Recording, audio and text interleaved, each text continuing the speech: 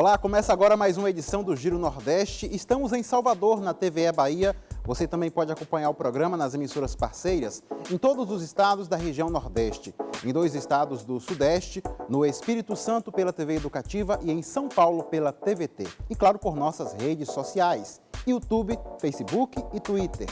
A nossa hashtag é Giro Nordeste. Sejam bem-vindas e bem-vindos. No programa de hoje, vamos falar de literatura, memória, discriminação racial, de gênero e de classe e dos muitos desafios das mulheres negras. Temos a honra de contar com a participação de Conceição Evaristo, escritora, ficcionista, ensaísta e mestra em literatura brasileira. Ela tem 7 livros publicados, entre eles o vencedor do Jabuti em 2015, Olhos d'Água. A escritora também foi homenageada pelo Prêmio Jabuti em 2019 como personalidade literária. Eu sou o Juraci Santana, da TVE Bahia, e vão participar do programa de hoje, em seus respectivos estados, Isa Maria, da TV Pernambuco, Carla Soraya, da TV Ceará, Henrique Douglas, da TV Antares, no Piauí, Pedro Nascimento, da TV Aperipê, em Sergipe, Marcos Saldanha, da Rádio Timbira, no Maranhão, Ivina Souto, da empresa paraibana de comunicação, e Paiva Rebouças, da TV Universitária do Rio Grande do Norte. Eu quero agradecer a todos pela participação e vamos iniciar nossa rodada de perguntas aqui pela Bahia. Conceição, a pandemia mexeu com todo mundo e todos nós saímos afetados por esse novo tempo. Fomos obrigados a parar, refletir, pausar. Muitas outras pessoas morreram e outras tantas perderam emprego, educação, moradia e passaram a ter fome. Como a senhora atravessa esses tempos e como isso, de alguma forma, afeta sua literatura? Seja muito bem-vinda. Boa noite a todas, a todos e a todos. Obrigada pelo convite, pela recepção. Bom, como a pandemia me afeta? Em princípio, a pandemia me deixou muito estéril. Eu fiquei realmente perdida. Depois eu fui procurando caminhos, tive de encontrar caminhos. Mas eu digo que a pandemia mais me afetou no seguinte, porque eu descobri que eu sou uma pessoa vulnerável, porque até então a minha idade não me chegava. Eu já tinha 73 anos e isso para mim não tinha importância. No princípio da pandemia, quando começaram a vaticinar a morte dos velhos, aí eu falei, bom, então eu estou nessa, né? Daqui a pouco eu vou. Então, isso eu falo de brincadeira, mas isso mexeu muito com o meu emocional. Mas, de qualquer forma, eu acho que essa pandemia, ela traz para a gente muitas reflexões, né? Como nós somos vulneráveis em termos individuais, em termos coletivos, né? Como que uma população que foi sempre esteve sempre vulnerável, como essa vulnerabilidade ela se tornou marcante para as pessoas mais pobres. Conceição, obrigado. E nós seguimos agora para Recife. Quero chamar Isa Maria, da TV Pernambuco. Olá, Juraci, olá a todos. Conceição Evaristo, um prazer, uma honra estar participando desse programa hoje, em especial com a sua presença. Eu gostaria de perguntar, na verdade, gostaria de saber a sua opinião sobre cotas, né? Nós temos aí cotas nas universidades, cotas em concursos, enfim. Como que nós, negros, podemos nos inserir no mercado de trabalho? É possível, digamos, eu sei que é polêmico, mas criar cotas no mercado de trabalho também para que empresas contratem mais negros e negras? Qual a sua opinião sobre isso? Olha, além de ser preciso, eu acho justo. Cotas a gente tem que raciocinar, tanto as empresas, o próprio Estado que estaria, os concursos públicos, as cotas, as ações afirmativas nas faculdades, cotas não são presentes, nós não estamos ganhando nada. Na verdade, cotas são ações que procuram resolver um grande rombo, uma justiça que perdura.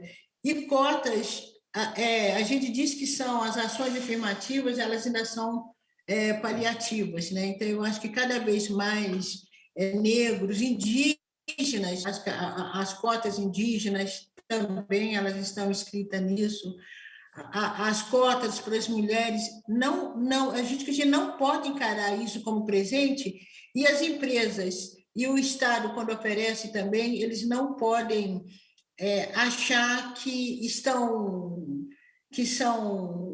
bonzinhos. Não, na verdade, cotas, a dívida que a nação brasileira tem com os povos descendentes de africano e tem com os indígenas é uma dívida impagável. Então, cotas é até muito pouco. Muito obrigado mais uma vez. E nós seguimos agora para Fortaleza. É a vez de Carla Soraya, da TV Ceará, fazer a pergunta à escritora Conceição Evaristo. Nossa, eu estou aqui emocionada em participar do programa hoje. Meu cumprimento aos meus colegas de bancada virtual, ao público que nos acompanha e à nossa grande entrevistada de hoje. Eu queria saber, Conceição, de você, que futuro você enxerga para a nossa poesia, para a nossa literatura, para a nossa arte, para a nossa música aí, diante de uma representatividade que o país tem nesse momento de uma sociedade que não consegue ler um texto com mais de um parágrafo, né? Que tudo tem que ser muito rápido, tem que ser muito resumido, que vê a Cinemateca pegar fogo num protesto, que vê o museu sendo reinaugurado, o Museu da Língua Portuguesa sendo reinaugurado, e não vê o governo federal sendo representado lá e também não cobra isso. Então, e mais ainda, uma sociedade que parece ser tão preconceituosa e tão racista quanto os antepassados. Olha, eu fico pensando, primeiro, a arte, se a gente for pensar em arte, a gente tem sempre de pensar em fênix. A gente está sempre morrendo e ressuscitando, morrendo e ressuscitando. A impressão que a gente tem no momento atual, diante de tudo que acontece, a própria pandemia, o descaso com a saúde pública, o descaso com a arte, tudo pega fogo, né? Tudo pega fogo. O descaso também com as lutas sociais que nós tivemos, e a gente corre o risco dessas lutas estarem se esvaziando, mas eu acho que o nosso papel é o papel de insistir. Acaba-se uma coisa, cria-se outra. Eu acho que nós não podemos deixar de nos esvaziar. Se a gente se esvaziar, a gente não sobrevive. Eu vivi, né, na minha juventude, eu vivi a ditadura. E era impressionante como a música continha o recado. Se a gente pega as letras da época, a gente vai ver como a música fazia um discurso político muito grande. Então, eu acho que a arte tem isso ainda, acho que a gente tem essa competência. E pensar que a gente ressurge das cinzas. Nós somos fênix. Agora, há pessoas que, quando se queimarem, vão se queimar mesmo, não vão ressuscitar. Eu acho muito simbólico, inclusive, agora, essa imagem, essa estátua de Borba Gato que foi queimada. É muito simbólico isso. O tempo das fogueiras também inverte. Né? E eu acho que há situações, há momentos históricos que serão queimados e não vão ressurgir. Não tem dignidade para isso. A história vai explicar, a história mesmo vai dizer qual é o fogo que rejuvenesce e qual é o fogo realmente que precisava existir. Com certeza, Conceição, obrigado mais uma vez. Quem está assistindo ao Giro Nordeste pode fazer perguntas e comentários nas nossas redes sociais. Vai perder a chance de fazer uma pergunta para Conceição Evaristo? Olha o tempo, hein? Facebook, YouTube e Twitter. E nós vamos seguir agora para o Piauí, onde está Henrique Douglas, da TV Antares. Olá, meus colegas de bancada, mais uma vez é uma satisfação estar aqui e também mando um abraço muito carinhoso e respeitoso para a professora Conceição Evaristo. Professora, recentemente o país testemunhou mais outro relato de racismo, num espaço preciso, lá num shopping em Brasília.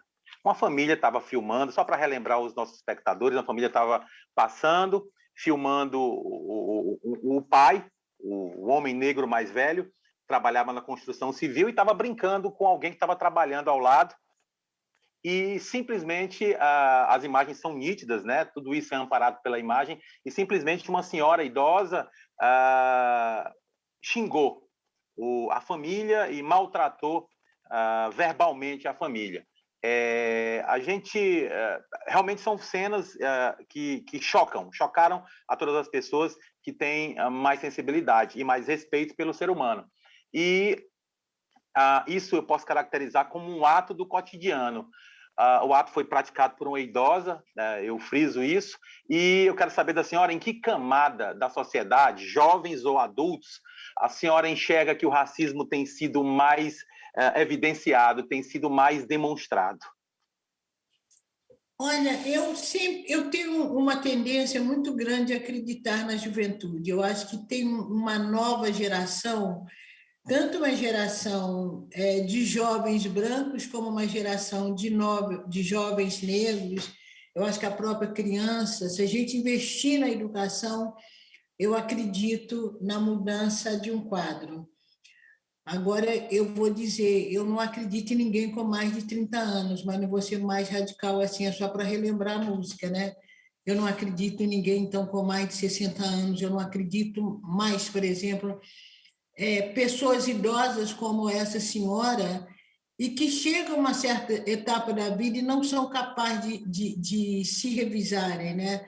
Não são capazes de abrandarem, né? São pessoas que levam a vida toda. Essa senhora, não é porque ela é idosa, a vida toda ela deve ter sido assim, na infância, na juventude, mas eu acredito, não vejo também uma mudança radical rapidamente, porque existem leis, mas as leis não mudam a mentalidade das pessoas. Então, esse exercício de mudar a mentalidade da pessoa é muito mais demorado, né? Então, mudar a mentalidade brasileira nesse sentido, tanto o racismo como o machismo, a homofobia, é mudança de mentalidade. Aí é muito mais difícil. Às vezes, nem a educação dá conta rapidamente. Mas eu acho que muda, sim, porque há uns anos atrás a questão do racismo não era nem discutida, ou era discutida só pelo negro. Hoje a gente vê pessoas brancas mais sensíveis e mais sinceras também nessa discussão e se posicionando contra. Obrigado, Conceição, mais uma vez. E nós vamos girar. Temos muitos assuntos importantes para conversar com a escritora Conceição Evaristo.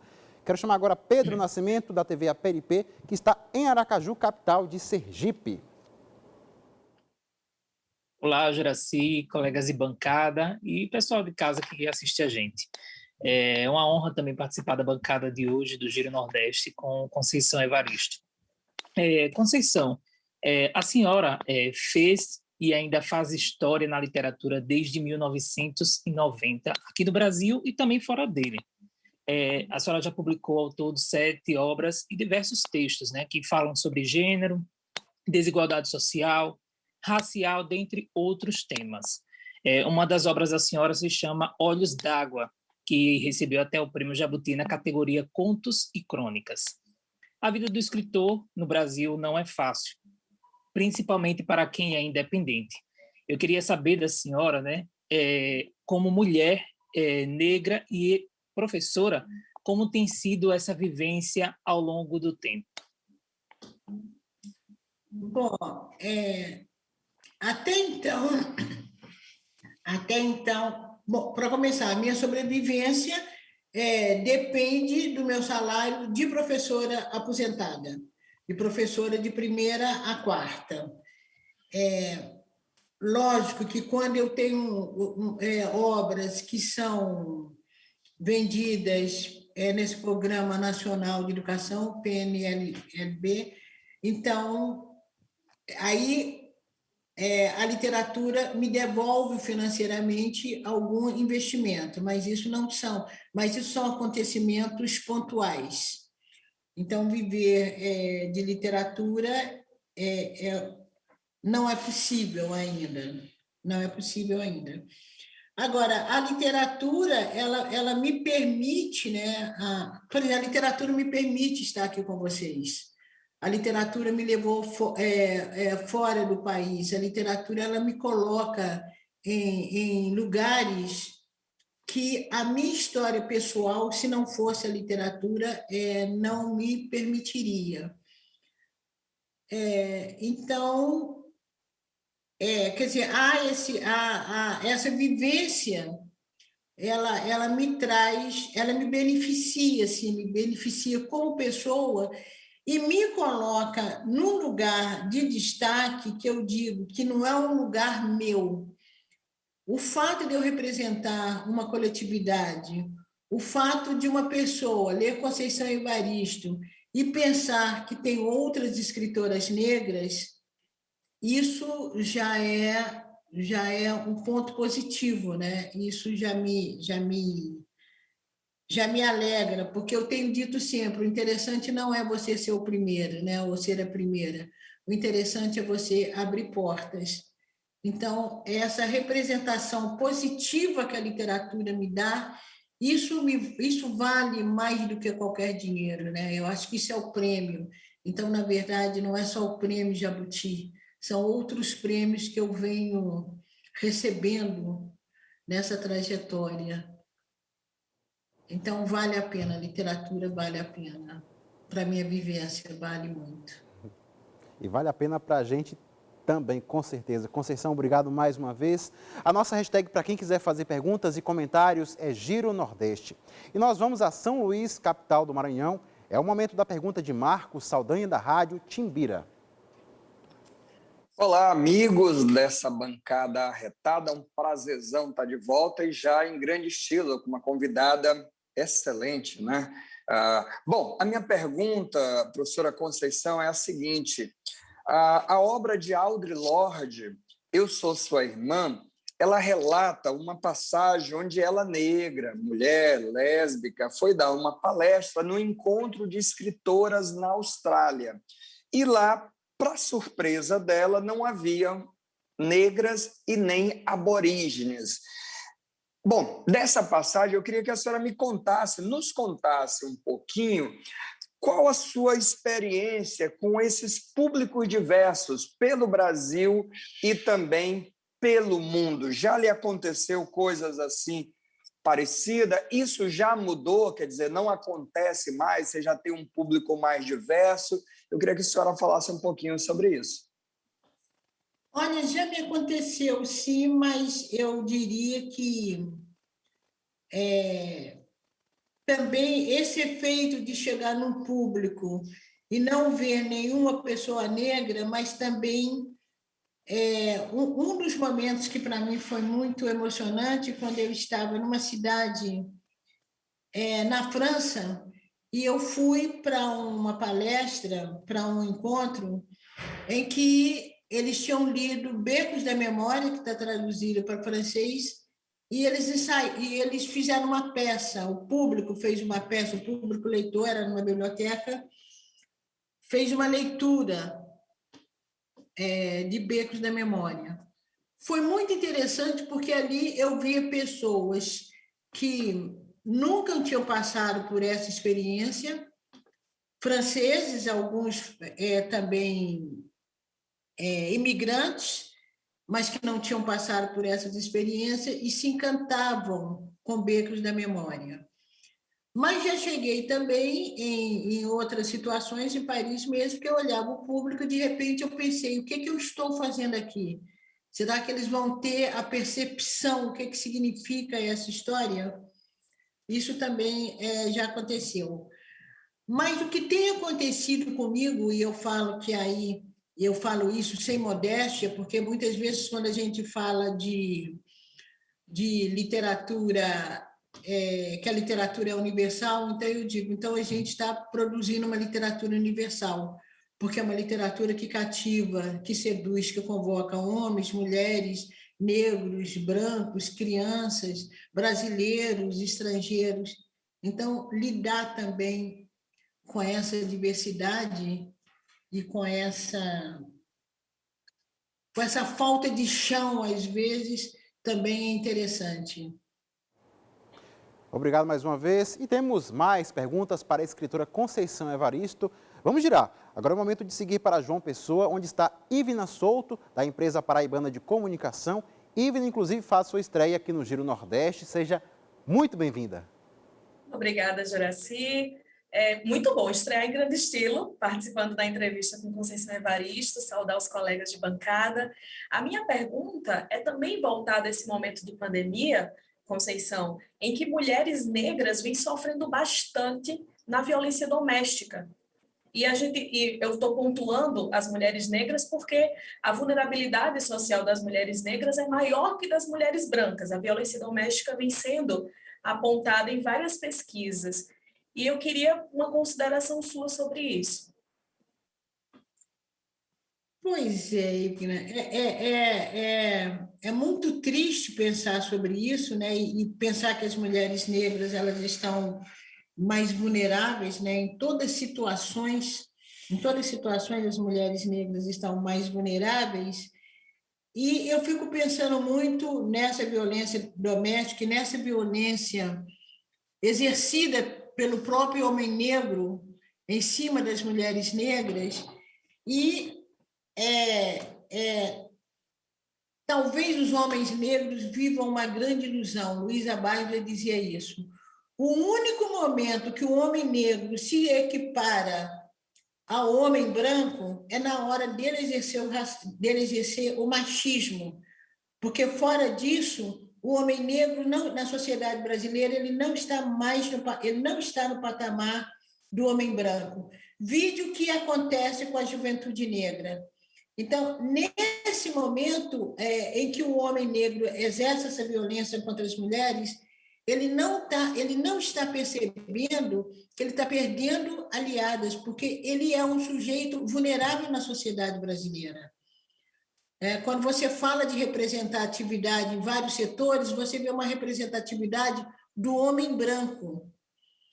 O homem negro na sociedade brasileira, ele não tem esse poder. O lugar social, inclusive, que ele constrói o machismo dele, é um lugar aquém do lugar que o homem branco constrói esse racismo, esse machismo. Então, talvez, eu acho que a gente, mais uma vez, vai ter esse papel de dar conta dos filhos, de dar conta da sociedade, de dar conta, inclusive, de brancos, e ainda dar conta de educar os nossos homens negros, de conscientizar os nossos homens negros.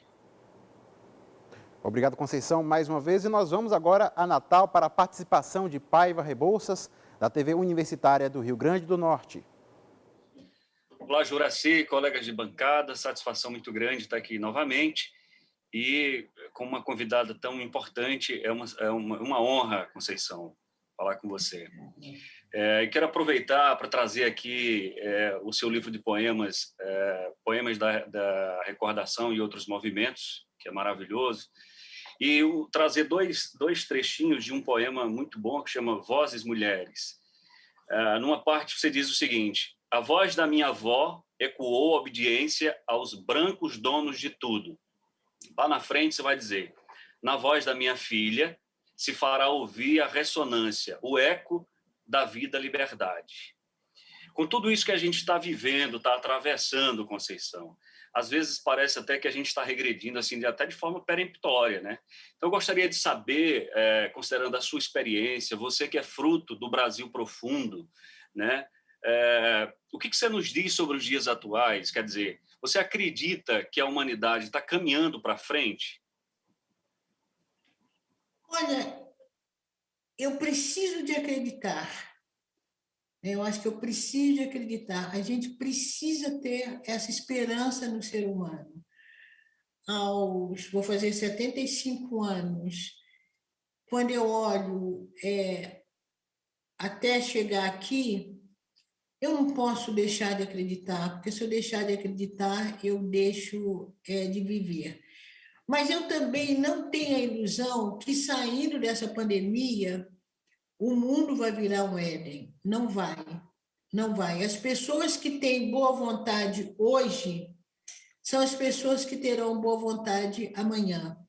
Porque existe uma questão muito séria, que nós estamos numa sociedade capitalista. Eu tenho a impressão que, quando acabar essa pandemia, vai ser uma correria em busca desse tempo perdido, desse lucro que não foi gerado. O capitalismo sempre vai encontrar formas de massacrar o homem. Eu acho que não precisa nem da gente sair dessa pandemia. Quando nós pensamos, por exemplo, aqui nós estamos numa possibilidade de falar diante de uma boa internet, que está segurando a fala, a participação de cada um de nós. Escolas não têm uma boa internet. Alunos não têm uma boa internet.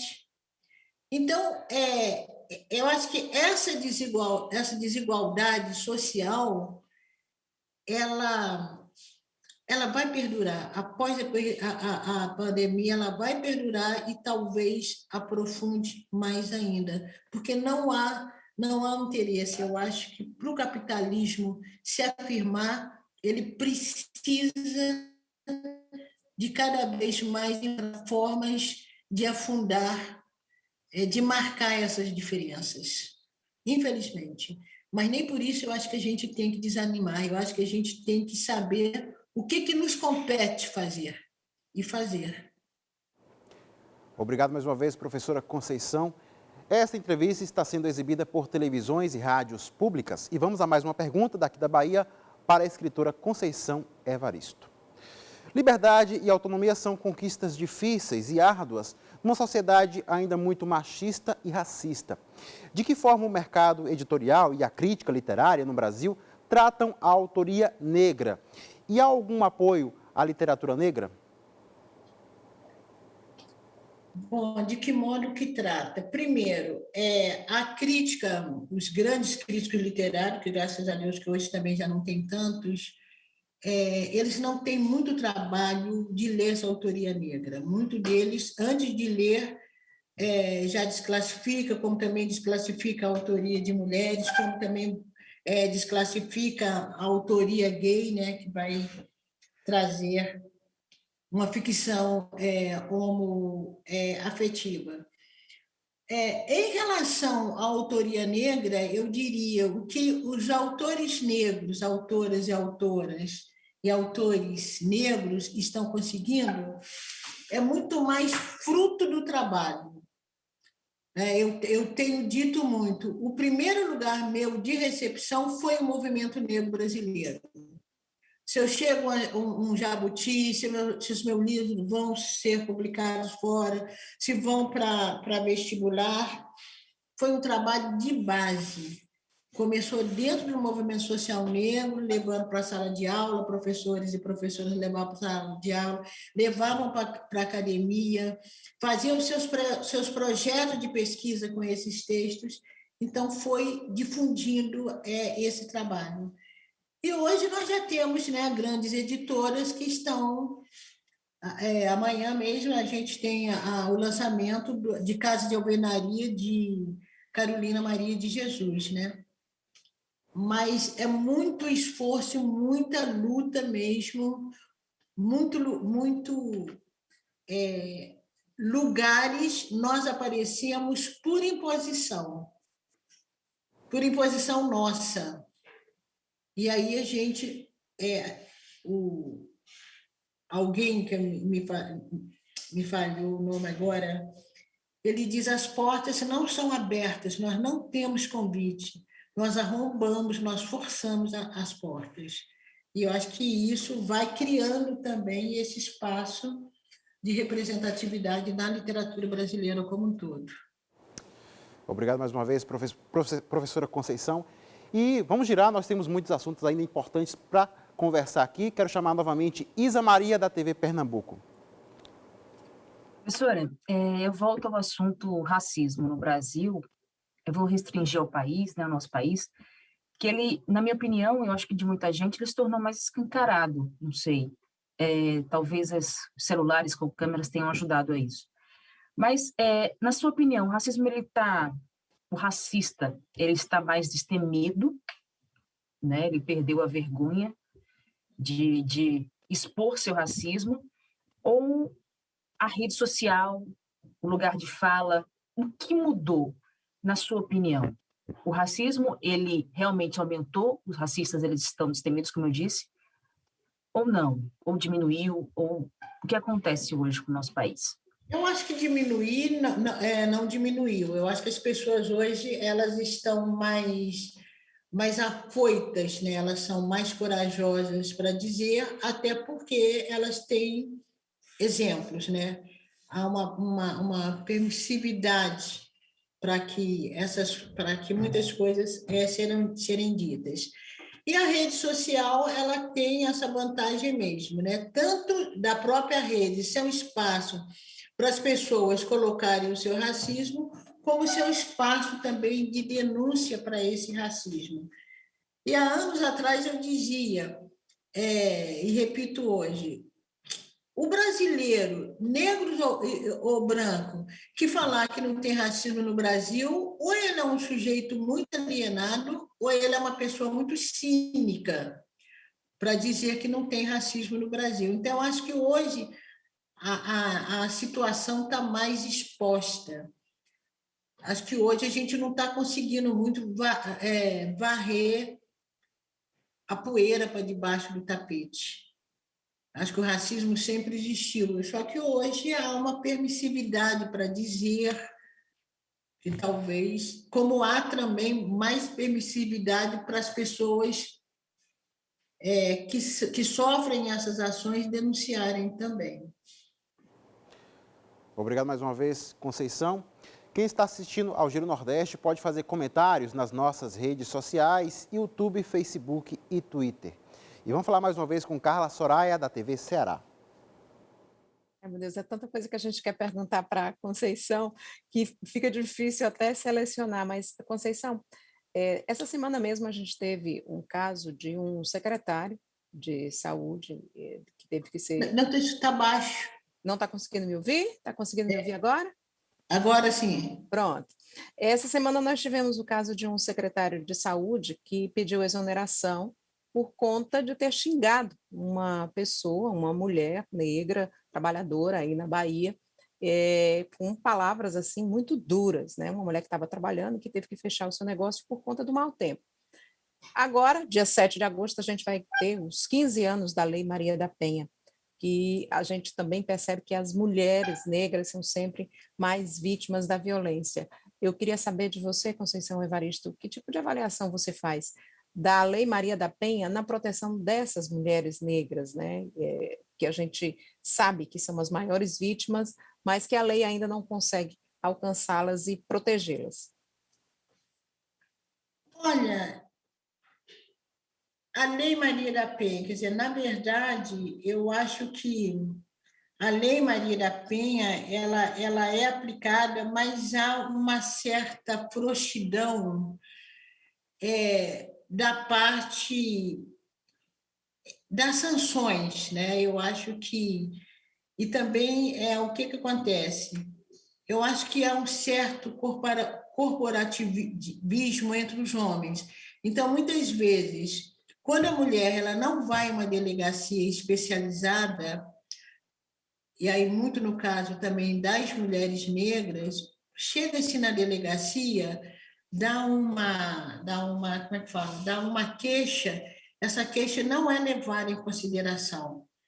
Há uma tendência também, tanto do agressor, como há uma tendência também da própria sociedade, não levar muito em conta as situações que as mulheres negras reclamam. a nossa voz tem muito mais dificuldade para ser levada em consideração. Rapidamente, tinha um fato, 2 homens negros dirigindo e tinha uma mulher branca no carro. Era tudo da família. A polícia parou esse carro para saber o que estava acontecendo com aquela mulher. E dizia para ela, tá bem? Ela dizia, tá bem, mas está tudo bem mesmo, e olhar para os homens negros. Ela confirmava, não, tá bem. Se fosse uma mulher negra com 2 homens brancos no carro, a polícia deixaria passar. Entende? Então, a própria maneira como a autoridade trata as mulheres negras já é com descaso. A própria medida protetiva em relação às mulheres negras, antes que as coisas aconteçam, já vem também com essa diferença. Entendeu? Esse exemplo é muito... até que ponto o Estado brasileiro protege realmente aqueles que são mais vulneráveis. E seguimos com mais questões para a escritora Conceição Evaristo. Agora é o momento de mais uma pergunta de Henrique Douglas, da TV Antares, no Piauí. Olá, mais uma vez de volta. Professora, eu queria voltar a essa questão geracional, mas eu queria falar de cultura pop agora. Certamente, professora, a senhora assistiu, acompanhou, eu lembro de ter acompanhado, foi uma coisa muito marcante na minha vida, quando eu assisti pela primeira vez o Kunta Kinte, no seriado Raízes. Aquilo me marcou bastante, e tenho certeza que marcou a maioria dos brasileiros que assistiram, acompanharam essa grande minissérie, esse grande seriado. Bem, gêneros como ficção científica, professor, e o terror têm explorado temas como racismo, questões do mundo feminino e da posição da mulher na sociedade. Isso tem atraído toda uma audiência bastante jovem e pondo essas pautas na discussão.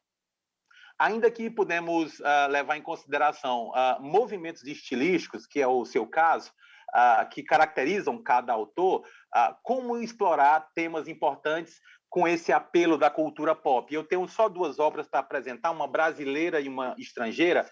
Essa aqui, A Segunda Pátria, que é uma espécie de realidade e ficção, onde o Brasil de Getúlio Vargas se torna nazista e tem um problema de um negro aí muito relevante nessa obra. É do Miguel Sanches, é um brasileiro. E esse outro livro, Território Lovecraft, que inclusive ele transforma a obra do Lovecraft, um escritor americano que foi muito racista e muito xenófobo, e coloca protagonistas negros nessa história. Virou seriado e atraiu muita audiência da juventude. Eu queria saber como é que a senhora analisa tudo isso para poder chamar a atenção para assuntos importantes como esses que a gente está discutindo aqui hoje. Olha, eu acho que todas essas experiências, elas produzem resultado. E como a gente tem um público diverso, eu acho que encontrar formas de cativar um público mais jovem, eu acho válido, né? É interessante. Aqui, agora, eu esqueci o nome da autora, uma escritora carioca, negra. Ela tem trabalhado muito, né? Tem usado um termo que é o afrofuturismo também. Exatamente, também está muito em voga esse tema. Isso, está muito em voga também. E acredito que é muito competência dessa juventude mesmo, né? Eu acho que é uma experimentação. Por exemplo, eu acho que eu nunca conseguiria escrever nada na linha de ficção científica, acho que eu não conseguiria, nunca tentei. Mas eu acho que são experiências, são linguagens, são estilos que encontram também o público leitor e que devem ser explorados assim, eu acho positivo. Eu agora estou num esforço muito grande, tem uns 3 anos que eu estou querendo fazer um rap. Já comecei a escrever esse rap. Fico prestando atenção na moçada, ver se eu aprendo, mas eu acho que essa diversidade toda, ela produz efeitos, né? E chama as pessoas para a leitura e para a escrita. Obrigado mais uma vez, professora Conceição. E nós seguimos para mais uma participação de Pedro Nascimento, da TV Aperipê, em Sergipe.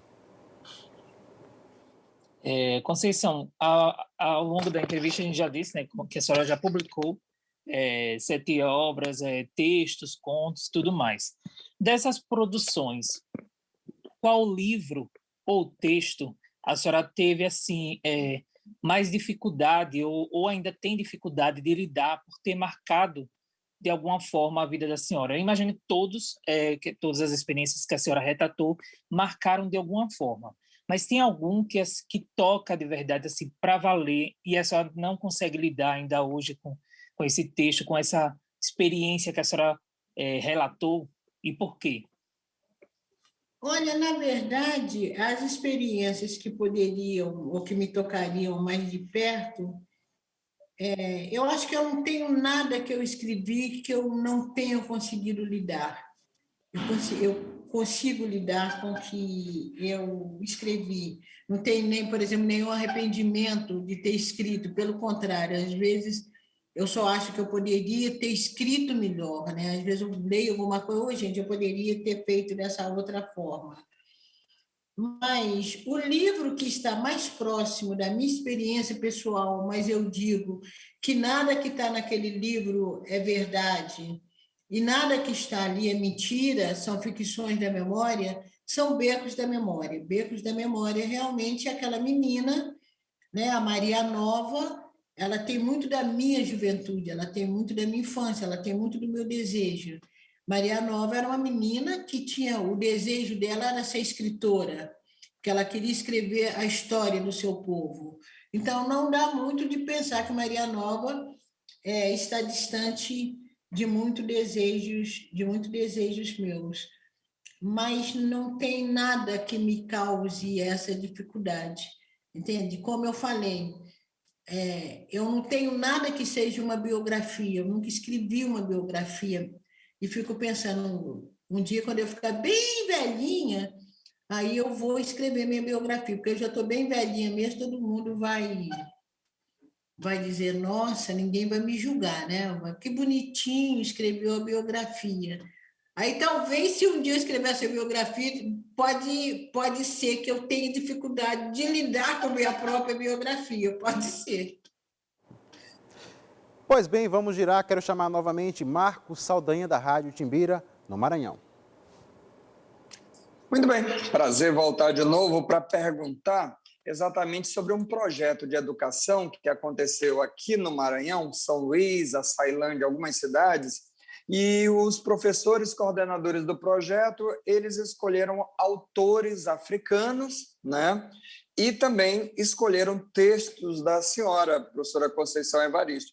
Só que aí, no projeto, a coordenadora do projeto falou assim, nós estamos tendo a experiência desse trabalho utilizando escritores periféricos. Esse termo me chamou muita atenção e eu queria o seu olhar. Como é que a senhora encara essa ideia dessa literatura chamada de periférico? Em que sentido? Como é que a senhora lida com essa questão? E, finalizando, lembrando a ideia que a senhora já falou, que publicar é um ato político, né? Nesse caso, falar, publicar, quer dizer, escrever também é um ato político em relação a essa questão desses rótulos também? Pois periferia é um termo que eu uso, mas eu fico pensando e uso assim com muito cuidado, né?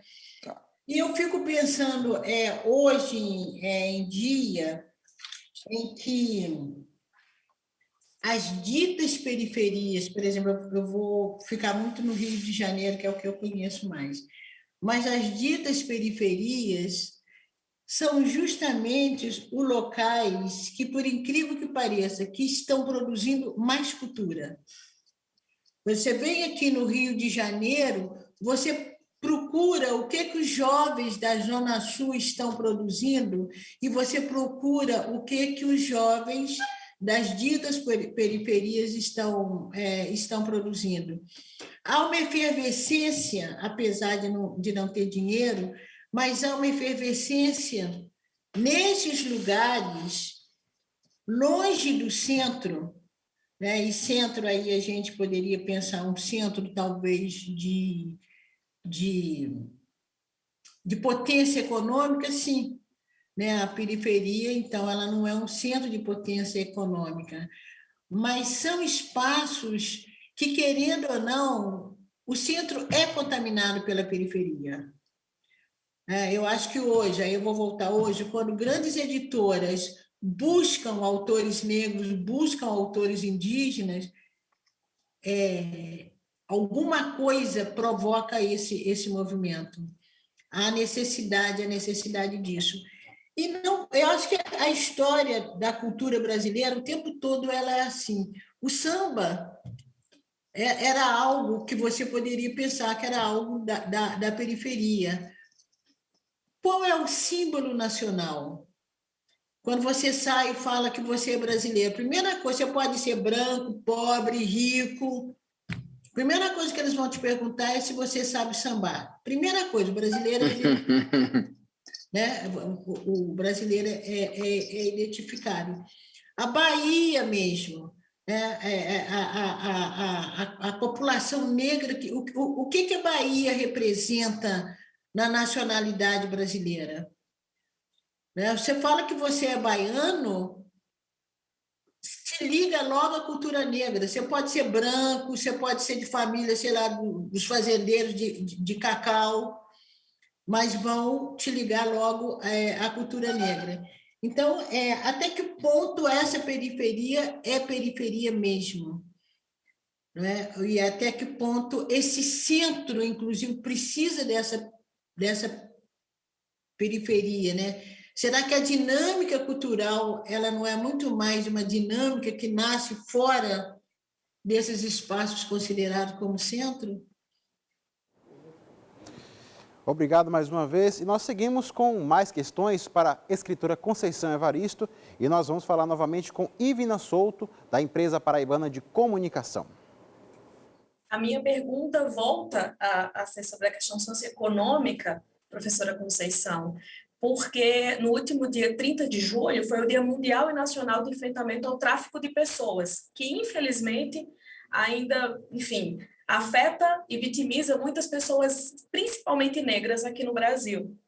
Durante a pandemia, em novembro do ano passado, uma mulher foi resgatada num condomínio de luxo em Minas Gerais e vivia com essa família rica desde os 8 anos de idade, fazendo trabalho doméstico, enfim, análogo à escravidão. Como lidar com isso? Em pleno século XXI, estamos em 2021, e saber desses números, saber que acontece ainda hoje, o que é muito parecido com o que acontecia 500 anos atrás. É engraçado que em Submissas Lágrimas de Mulheres tem um conto mais ou menos assim. Eu acho que, na verdade, esses fatos, eles nos assustam, porque quando aparece um caso, ele aparece quase como um caso pontual, né? E a gente esquece que, na verdade, o sistema de escravização ele não terminou. E além dele não terminar, dele não ter terminado, de certa forma, ele é legitimado, né? Porque quando você vê as condições de trabalho das empregadas domésticas, eu vou ficar nas empregadas domésticas porque esse era o caso. Apesar de ter leis hoje trabalhistas, mas principalmente, eu acho que mais no interior, talvez nas grandes capitais se tenha um certo cuidado, mas a grande maioria das profissionais domésticas, elas não têm nenhum direito garantido, nem direito, nem salário. Então, é um sistema ainda, esse sistema de escravização, ou de semi-escravização, ele ainda existe. Mas o que acontece com esses fatos? Quando acontece um fato como esse, eu acho que, de certa forma, corre o perigo da sociedade brasileira, expurgar, num dado momento, a situação dessa moça. Ela, inclusive, ganhou a causa, está na casa que pertencia à família, né, que a escravizava. A gente tem que ter cuidado que senão esses fatos viram só um momento de se expurgar aquela situação e outros fatos semelhantes continuam acontecendo. E aí, eu acho que tem que ser uma vigilância constante, né? Inclusive uma vigilância do Ministério Público, uma vigilância de cada cidadão em si, uma autovigilância nossa, né? Como que nós tratamos as pessoas que trabalham conosco, né? As nossas empregadas, os nossos caseiros, como que a gente trata, né? Os porteiros dos nossos prédios, que somos síndicos. Obrigado mais uma vez, professora Conceição. E nós vamos para mais uma participação de Paiva Rebouças, da TV Universitária do Rio Grande do Norte. Conceição, queria resgatar alguma memória sua do seu tempo de professora primária. Como é que a literatura era utilizada na sua época? E você acha que a educação brasileira tem aproveitado bem a literatura como material autêntico suficiente para fazer com que os nossos jovens e crianças compreendam o mundo com um novo olhar?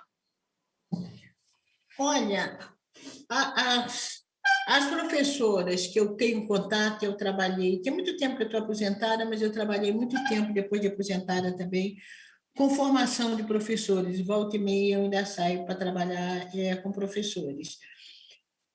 Há um núcleo que está muito atento, há um núcleo muito bom e utiliza a literatura com muita competência. E já utilizava, inclusive, antes da Lei 10/639, porque essa lei ela veio também, de certa forma, provocar essa mudança no sentido de esses textos de autoria mais diversas, negras e indígenas, chegarem nas escolas. Então, eu acho que tem sempre um grupo de professores que estão à frente, independente de qualquer lei nem nada. Em termos de projeto de governo, eu tenho saudade de um tempo que eu trabalhei aqui no Rio de Janeiro, que eu estava na ativa, que foi o projeto de governo de CIEPS, o projeto de educação de CIEPS, e que tinha à frente o secretário Darcy Ribeiro. Eu acho que esse foi o momento mais frutífero da educação brasileira. Então, muita coisa foi feita, muitos livros chegaram à escola, e hoje também eu acho que ainda eu vejo, né, os nossos próprios livros, quando foram comprados ainda pelo governo federal, anterior a esse, então a literatura ela pode ser muito bem, eu acho que em determinados momentos ela é muito bem aproveitada, mas eu também não sei se é a regra geral. Eu não sei se é uma regra geral. Eu acho que um projeto de educação em determinados momentos de governo, acho que esse projeto de educação ele corre o grande risco de esvaziar. Então, como todo, eu não sei se a gente tem um grande projeto de educação, uma filosofia de educação capaz de utilizar bem a literatura. E estamos quase terminando o Giro Nordeste de hoje. Conceição, quais são os seus novos projetos? E, por favor, este espaço está aberto para seus comentários finais. Nossa, meus próximos projetos são muitos, são imensos. Eu preciso de 1000 anos de vida para poder... Por isso que eu estou tomando muito cuidado, né? Não saio, estou presa, estou nessa quarentena mesmo. Posso me dar o luxo de não sair. Mas eu tenho 2 romances engatilhados, tenho um livro de crônica, tenho um livro de contos. Estou pensando muito também de fazer um livro crítico, né? Lendo as autoras novas, lendo essa nova geração e apresentar o texto, porque eu sei que hoje apresentar um texto de uma escritora nova, de um escritor novo, tem um peso. Estou nesse conselho que a gente está publicando novamente não, republicando, que Carolina Maria de Jesus já tinha publicado, e trabalhando todos os inéditos dela. Então, eu tenho muito plano de escrita. Agora, eu sou uma pessoa que eu lido muito mal com o tempo, né? Eu estou achando que eu tenho que o dia tem 100 horas, que o mês tem, eu não consigo muito lidar com esse tempo cronometrado, não. Então, eu tenho medo de não dar tempo, né? De fazer tudo o que eu quero. Bom, minhas palavras finais, eu quero agradecer a presença de todas vocês, de todos vocês. Obrigada pela acolhida. Agradecer ao público e desejando que a nossa conversa tenha sido fértil e que a gente possa ter colaborado, né, para ajudar a pensar um pouco essa realidade brasileira. Com certeza foi muito proveitosa, muito obrigado mais uma vez. Digo isso em nome dos meus colegas de bancada, em nome do pessoal da TVE que produziu o programa. Todo mundo está ali em cima, feliz da vida com esta edição. Muito obrigado mais uma vez. E nós chegamos ao final do Giro Nordeste de hoje. Quero agradecer a participação da escritora Conceição Evaristo. Muito obrigado também aos comunicadores Isa Maria, da TV Pernambuco, Carla Soraya, da TV Ceará, Henrique Douglas, da TV Antares, no Piauí, Pedro Nascimento, da TV Aperipê, em Sergipe, Marcos Saldanha, da Rádio Timbira, no Maranhão, e Vina Souto, da Empresa Paraibana de Comunicação, e Paiva Rebouças, da TV Universitária do Rio Grande do Norte. E um agradecimento especial a vocês que acompanharam o Giro Nordeste. Na semana que vem, a nossa convidada é Bela Gil. Até lá!